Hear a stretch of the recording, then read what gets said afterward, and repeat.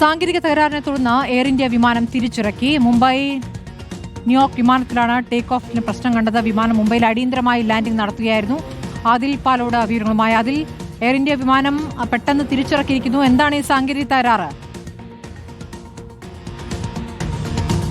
സാങ്കേതിക തകരാർ കണ്ടെത്താനുള്ള പരിശോധനകൾ ഇപ്പോഴും പുരോഗമിക്കുകയാണ്. ഏതായാലും മുന്നോട്ട് പോകാനാകില്ല എന്നുള്ളതായിരുന്നു പൈലറ്റുമാർ ഈ യാത്രക്കാരെ അറിയിച്ചിരുന്നത്.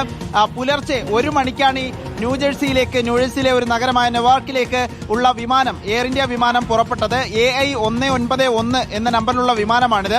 രാവിലെ 1:15 ഇത് പുറപ്പെടുന്നു, ടേക്ക് ഓഫ് ചെയ്യുന്നു. പിന്നീട് യാത്രാ മധ്യയാണ് ഈ സാങ്കേതിക പ്രശ്നം കണ്ടെത്തുന്നത്. ആകാശത്ത് വെച്ചാണ് പ്രശ്നം കാണുകയും തിരിച്ചിറക്കുകയും ചെയ്യുന്നത്. 5:30 ഒരു എമർജൻസി ലാൻഡിംഗ് തന്നെ പ്രഖ്യാപിച്ചിരുന്നു. എമർജൻസി സാഹചര്യം മുംബൈ എയർപോർട്ടിൽ ആകെ ഉണ്ടായിരുന്നു. പ്രത്യേകിച്ച് ഫയർഫോഴ്സുകൾ, ആംബുലൻസുകൾ എല്ലാം സജ്ജമായിരുന്നു. ഏതായാലും പ്രശ്നങ്ങളില്ലാതെ ഇറക്കാനായി എന്നുള്ളതാണ് ആശ്വാസകരമായ കാര്യം. ഇപ്പോൾ പരിശോധനകൾ തുടരുകയാണ്.